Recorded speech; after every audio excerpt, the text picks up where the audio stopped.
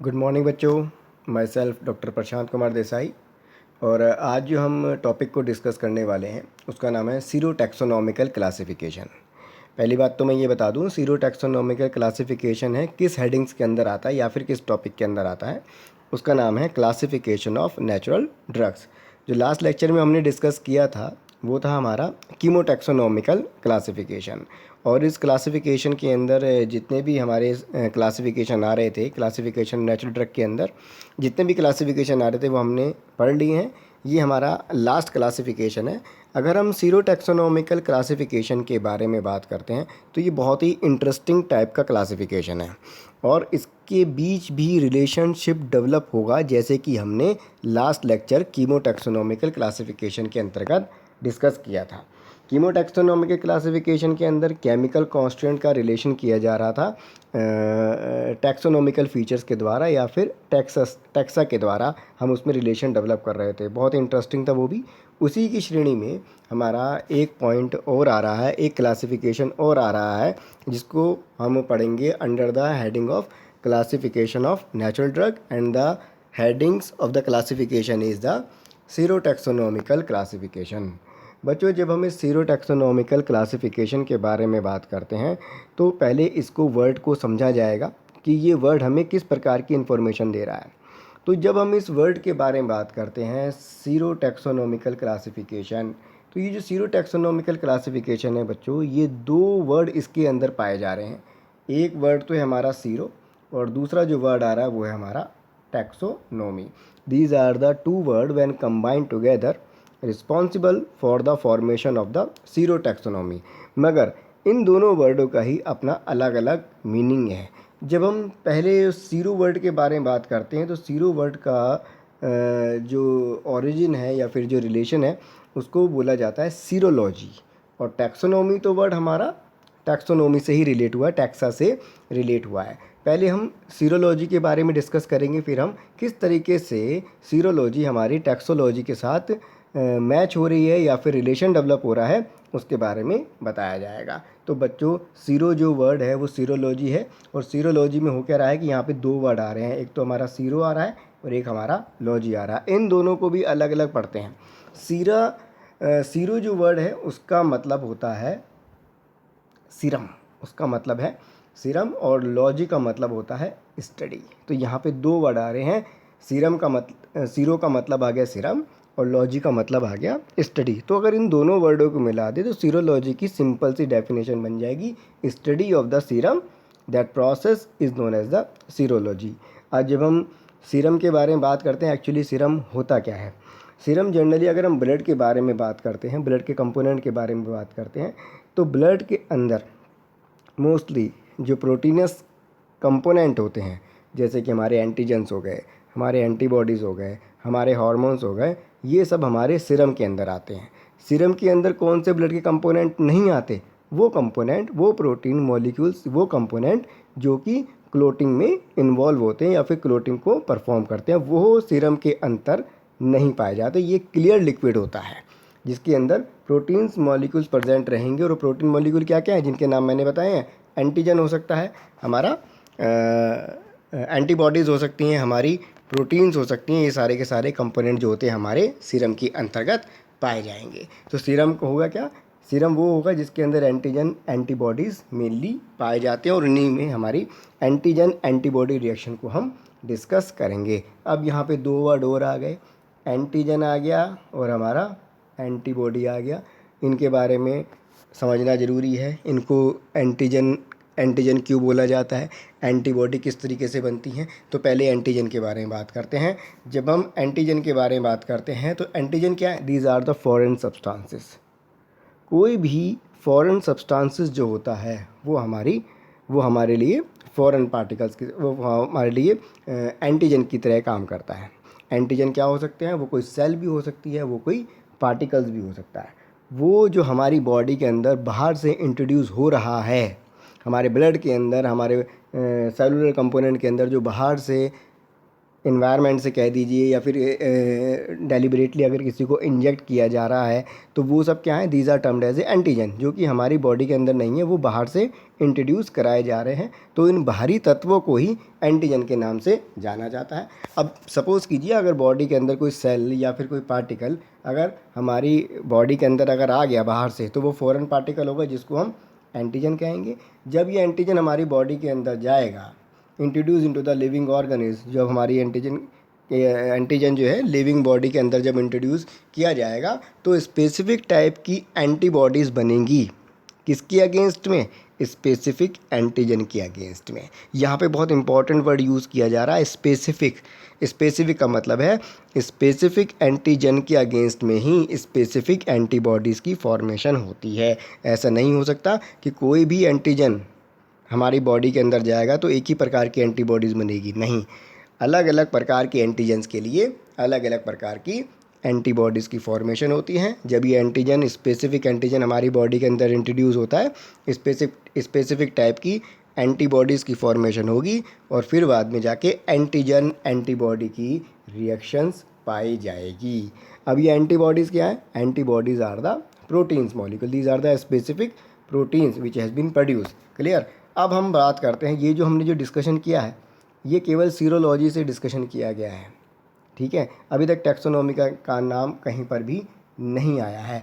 तो antigen antibody reactions concept applied in A taxonomy study. बहुत ही interesting feature यहाँ पे आया है कि जब हम एंटीबॉडी और एंटीजन रिएक्शन को किसके अंदर अप्लाइड कर रहे हैं? हम कर रहे हैं टैक्सोनॉमी स्टडी के अंदर। इसका मतलब कि जैसे कि हम प्लांट्स के बारे में बात कर रहे हैं तो प्लांट्स के टैक्सोनॉमी को स्टडी करने के लिए हम एंटीजन एंटीबॉडी रिएक्शंस को परफॉर्म कर सकते हैं। और ये पूरा का पूरा जो प्रोसीजर है, एक प्रोसीजर पार्ट है जिसके बारे में हम आगे डिस्कस करेंगे। और इसी रिलेशनशिप को हम सीरोटैक्सोनॉमिकल क्लासिफिकेशन के नाम से जाना जाता है। अब इधर देखिए, अब हम थोड़ी सी यहाँ पे एक ब्रॉड व्यू आपको मैं यहाँ पे दे रहा हूँ। जब प्रोसीजर पढ़ेंगे तो आपको और ज़्यादा समझ में आएगी। समझ लीजिए, पंच लाइन के बारे में डिस्कस कर रहा हूँ। Plants contains the proteins and these proteins are the carrier of the taxonomical informations and these plant protein act as a antigen। केवल अभी आपको ये बात मैं समझा दूँ थोड़ी सी कि ये बात क्या कह रही है, और इस बात को एक्सप्लेन करेंगे हम अपने प्रोसीजर पार्ट के अंदर का, जो कि मैंने नीचे उसको लिखा हुआ है। इसमें बोला गया है कि प्लांट के अंदर जो प्रोटीन्स पाए जाते हैं वो टैक्सोनॉमिकल इन्फॉर्मेशन को कैरी करने का काम करते हैं। अगर इनको हम पहचान लेते हैं, इनको आइडेंटिफाई किया जा सकता है, तो वो हमें टैक्सोनॉमिकल इन्फॉर्मेशन जो प्लांट की है वो हमें प्रोड्यूस कर देंगे। Plant proteins act as a antigen. अब ये जो प्लांट प्रोटीन है ये किसकी तरह काम करेंगे? एंटीजन की तरह काम करेंगे, एक फॉरेन कंपोनेंट की तरह काम करेंगे। अब ये पूरे प्रोसीजर को हम समझते हैं बच्चों, ये है क्या, ये कहना क्या चाह रहा है। ऊपर वाली लाइन अभी इतनी क्लियर नहीं होगी कि ये प्लांट प्रोटीन्स हैं, कैरियर कर रहे हैं टैक्सोनॉमिकल इन्फॉर्मेशंस को। प्लांट प्रोटीन जो है वो हम एंटीजन की तरह कैसे यूज़ कर सकते हैं, किस तरीके से इन दोनों जो कंपोनेंट हैं, serology study along with the taxonomy study, किस तरीके से आपस में रिलेशन डेवलप करते हैं, उसको इस प्रोसीजर के द्वारा हम समझ सकते हैं किस तरीके से होता है। अब यहाँ पे प्रोसीजर पार्ट के बारे में बात करते हैं बच्चों। सपोज़ कीजिए मेरे पास कोई प्लांट है और उस प्लांट का नोमेनक्लेचर कर दिया ए, तो प्लांट ए है मेरे पास, उसमें से प्रोटीन को एक्सट्रैक्ट आउट कर लिया गया है। प्लांट में प्रोटीन्स अवेलेबल रहते हैं, उन प्रोटीन्स को किसी प्रोसीजरल पार्ट के द्वारा एक्सट्रैक्ट आउट कर लिया है। अब ये जो प्रोटीन जो एक्सट्रैक्ट आउट हुए हैं, इन प्रोटीन्स को इंजेक्ट किया जाएगा एनिमल ब्लड के अंदर। अब वो एनिमल लेबोरेटरी एनिमल्स हो सकते हैं, वो माइस हो सकते हैं, वो एल्बिनो रैट हो सकते हैं, वो रैबिट हो सकता है, कुछ भी हो सकता है, गिनिया पिग भी हो सकता है। तो ये जो प्रोटीन जो प्लांट ए से एक्सट्रैक्ट आउट किए गए हैं, इन प्रोटीन्स को अब किसके अंदर इंजेक्ट कर दिया गया है? Now they have been injected to the rat, mice और एनी एनिमल्स के अंदर। अब मैं फिर से रिपीट करूँगा, एंटीजन की डेफिनेशन यहाँ पे आ रही है। अब ये बात समझ में आ रही है कि अगर वो जो प्लांट से जो हमने प्रोटीन निकाले हैं और उन प्रोटीन को इंजेक्ट कर दिया गया है किसके अंदर? किसी एनिमल के अंदर, तो उस एनिमल के अंदर जो प्रोटीन जो एंटर कराया गया है इंजेक्शन के द्वारा, वो उसके लिए किस तरीके से काम करेगा?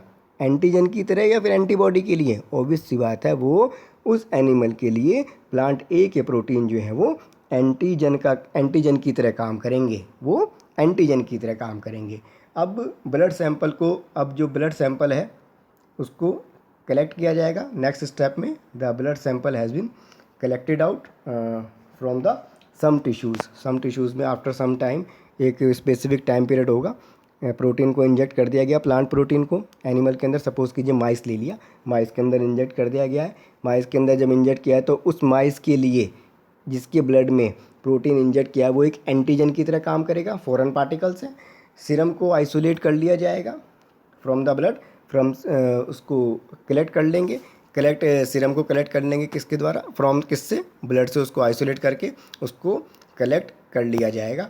अब नेक्स्ट जो पॉइंट आएगा, सीरम जो है अब क्या कंटेन करेगा? It contain the antibodies. क्यों एंटीबॉडीज़ क्यों कंटेन करेगा? क्योंकि प्रोटीन हमारी एंटीजन की तरह काम कर रही थी, ब्लड के अंदर हमारा एंटीजन पहुंच चुका है, स्पेसिफिक एंटीजन है, तो ऑब्वियस सी बात है स्पेसिफाइड टाइप की जो सेल है वो स्पेसिफिक प्रोटीन की फॉर्मेशन करेगी, और वो स्पेसिफिक प्रोटीन क्या है? एंटीबॉडी। और वो एंटीबॉडी किसके अंदर प्रेजेंट रहेगा? It is present into the serum. तो ये जो सीरम है इसको एंटी सीरम के नाम से भी जाना जाता है।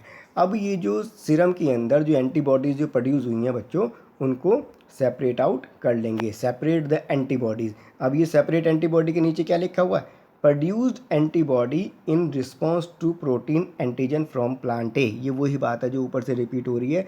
प्लांट ए के से जो प्रोटीन इंजेक्ट करे थे एल्बिनो माइस के अंदर या फिर रैट के अंदर जो इंजेक्ट किया था वो एंटीजन का काम कर रहा था, और एंटीजन के बाद ही स्पेसिफिक टाइप की एंटीबॉडीज़ की फॉर्मेशन हुई थी। अभी ये जितना भी लिंक है वो किसके लिंक है? प्लांट ए के प्रोटीन से है, ठीक है। तो ये जो एंटीबॉडी यहाँ पे जो आपको जो दिखाई दे रही हैं, these are the antibody which has been shown. मैं आपको बताता हूँ कौन सी एंटीबॉडी का जो स्ट्रक्चर बनाया गया है। ये जो स्ट्रक्चर है ये हमारी एंटीबॉडी का स्ट्रक्चर है। क्लियर? अभी तक यहाँ पे कोई कन्फ्यूज़न नहीं होना चाहिए। केवल प्लांट ए से प्रोटीन को एक्सट्रैक्ट आउट किया, इस प्लांट ए के प्रोटीन को इंजेक्ट कर दिया गया माइस के ब्लड के अंदर। माइस के ब्लड के लिए अब ये एक एंटीजन का काम करेगा, एंटीजन होगा तो उसमें स्पेसिफिक टाइप की एंटीबॉडी बनेगी। सीरम को आइसोलेट कर लिया जाएगा, सीरम को आइसोलेट करने के बाद उसमें हमारी क्या प्रेजेंट है? एंटीबॉडीज़ प्रेजेंट है। किसके लिए? उस पर्टिकुलर प्लांट ए के प्रोटीन के अगेंस्ट में जो एंटीबॉडी बनी है against the antigen which has been injected to the mice. Clear? इतनी कहानी में कोई किसी प्रकार का कन्फ्यूज़न नहीं है, ठीक। अब दूसरा स्टेप आ रहा है। अब इस स्टेप में आप ये देखेंगे ये एंटीबॉडी का स्ट्रक्चर आपके सामने आ गया है। एंटीबॉडी का मैंने स्ट्रक्चर आपको मेंशन करके बता दिया था, ये हमारा एंटीबॉडी का स्ट्रक्चर है। क्लियर है? अब आगे बढ़ते हैं। अब हो क्या रहा है इसके अंदर? अब हम ये जो प्लांट ए के जो प्रोटीन्स हैं, ये वही प्रोटीन्स, ये जो प्लांट ए के जो हमारे पास जो प्रोटीन है, ये प्रोटीन जो कि एंटीजन की तरह काम कर रहे थे, सेम है, इसमें किसी प्रकार कोई अंतर नहीं है। अब होगा क्या? प्लांट ए के प्रोटीन एंटीजन और हमारे जो एंटीबॉडी जो बने हैं, एंटीजन अवेलेबल है, एंटीबॉडी इसी एंटीजन के स्पेसिफिक एंटीबॉडी यहाँ पे बन गए हैं। अब ये जो एंटीबॉडी जो बने हैं, in vitro antigen antibody reaction इनके अंदर कराई जाएगी। इन विट्रो का मतलब क्या है कि अब उनको हम लैब के अंदर, अब किसी भी लिविंग ऑर्गेनिज्म के अंदर ये रिएक्शन नहीं पाई जा रही, अब ये लैब के अंदर हम एंटीजन एंटीबॉडी का रिएक्शन कराएंगे। अब यहाँ पे एंटीजन कौन सी हैं? एंटीजन आ गई हमारी ये प्लांट ए की प्रोटीन की जो थी वो एंटीजन है, और एंटीबॉडी कौन सी हैं? इस प्लांट ए के अगेंस्ट में ही जो एंटीबॉडी बनी है वो बन गई हैं। अब यहाँ पे इन विट्रो एंटीजन एंटीबॉडी का रिएक्शन कराएंगे तो आप यहाँ पे देखेंगे जब इन विट्रो एंटीजन एंटीबॉडी की रिएक्शन कराई गई तो यहाँ पे कंप्लीट कोगुलेशन हो गया। कंप्लीट कोगुलेशन का मतलब क्या? डिग्री ऑफ कोगुलेशंस को मेज़र किया जाता है।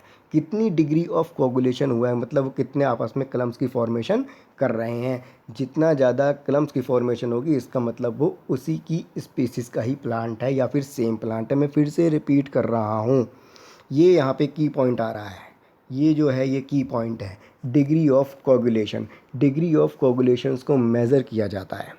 जैसे कि हम सेम प्लांट ले रहे हैं, हमने प्लांट को चेंज नहीं किया है, प्लांट ही था, प्लांट ए के जो प्रोटीन थे वो एंटीजन की तरह काम कर रहे थे, उसके अगेंस्ट में ही एंटीबॉडीज़ की फॉर्मेशन हुई। इन विट्रो एंटीजन एंटीबॉडी की जो रिएक्शन कराई जा रही है वो भी हमारे प्लांट ए से ही रिलेटेड है। For that reason same plant था, इसीलिए डिग्री ऑफ कोगुलेशन सबसे ज़्यादा पाया जाएगा। डिग्री ऑफ कोगुलेशन क्यों पाया जा रहा है? Because both are belong to the same plant, protein भी सेम ही है, एंटीजन एंटीबॉडी की रिएक्शन होगी तो कोगुलेशन ज़्यादा पाया जाएगा। ये यहाँ पे क्या इंडिकेट कर रहा है? यहाँ पे ये इंडिकेट ये कर रहा है कि with the help of the serology study now the relation has been developed in terms of the taxonomical study।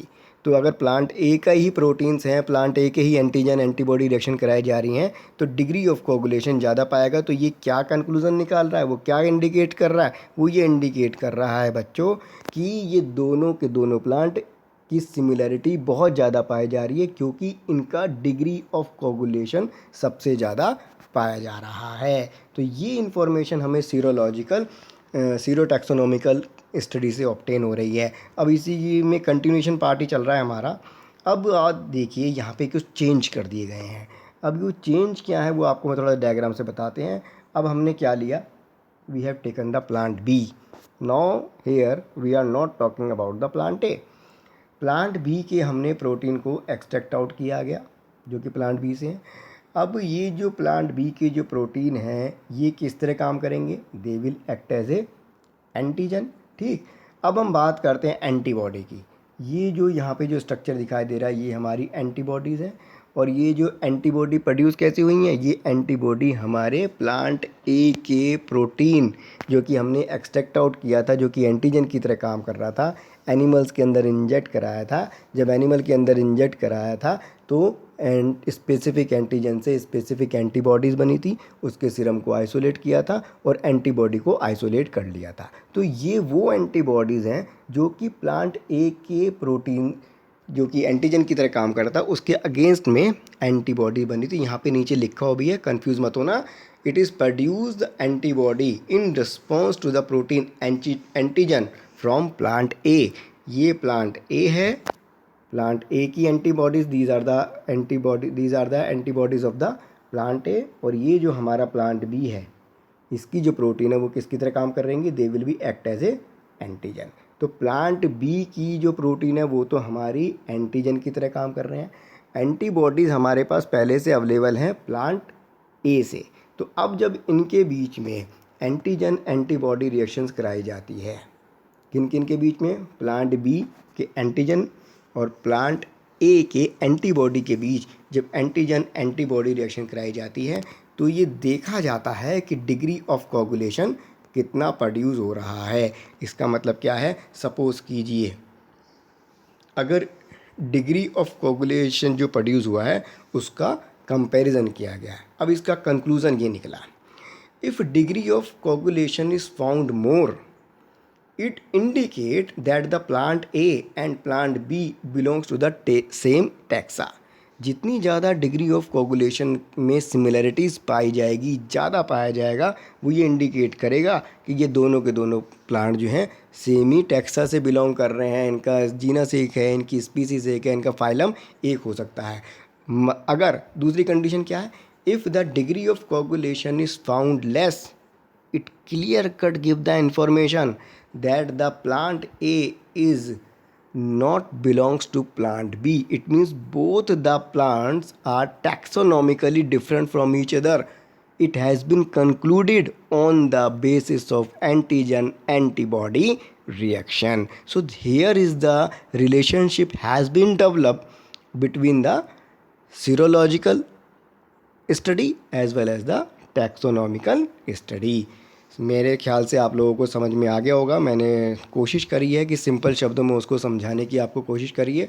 फिर भी अगर आपको इससे रिलेटेड कोई भी कन्फ्यूज़न हो तो आप मेरे को व्हाट्सएप नंबर पे मैसेज भेज सकते हैं। तो बच्चों आज के लिए इतना ही है। और आज यहाँ पे जो आपका जो टॉपिक है chemotaxonomical classification as well as the जिसको हम पहले डिस्कस कर चुके हैं एंड सीरोटैक्सोनॉमिकल क्लासिफिकेशन जो है वो कंप्लीट होता है। दोनों ही टैक्सोनॉमिकल क्लासिफिकेशन चाहे वो कीमोटैक्सोनॉमिकल हो या फिर सीरोटैक्सोनॉमिकल हो, दोनों ही अपनी बहुत ज़्यादा इंपॉर्टेंस रखते हैं, क्योंकि लेटेस्ट टाइप के मेथड हैं, दोनों ही डिफरेंट काइंड के मेथड। अगर कीमोटैक्सोनॉमिकल के बारे में बात करें, chemical method as well as उसकी केमिकल क्लासिफिकेशन का कंपोनेंट, उसमें हम सेकेंडरी मेटाबोलाइट की फॉर्मेशन का पता लगा रहे हैं बायोसिंथेटिक पाथवे के द्वारा, और उसका रिलेशन किसके साथ डेवलप किया जा रहा है, टैक्सा के साथ डेवलप किया जा रहा है। उसी तरीके से सीरो टैक्सोनॉमिकल तो बिल्कुल ही डिफरेंट आ रहा है हमारा, जिसमें हम सीरोलॉजिकल स्टडी को टैक्सोनॉमिकल स्टडी के साथ हम मैच करके देख रहे हैं, रिलेशनशिप को डेवलप किया जा रहा है, जिसमें हम डिग्री ऑफ कोगुलेशंस को मैच किया जा रहा है। तो बच्चों आज के लिए इतने रखते हैं। क्लासिफिकेशन ऑफ नेचुरल ड्रग के जो रिमेनिंग हमारे कीमोटैक्सोनॉमिकल क्लासिफिकेशन जो पहले डिस्कस किया था वो हो चुका है लास्ट लेक्चर में, और आज के लेक्चर में हम सीरोटैक्सोनॉमिकल क्लासिफिकेशन को जो है हम कंप्लीटली डिस्कस कर चुके हैं। ओके बच्चों, थैंक यू, बाय।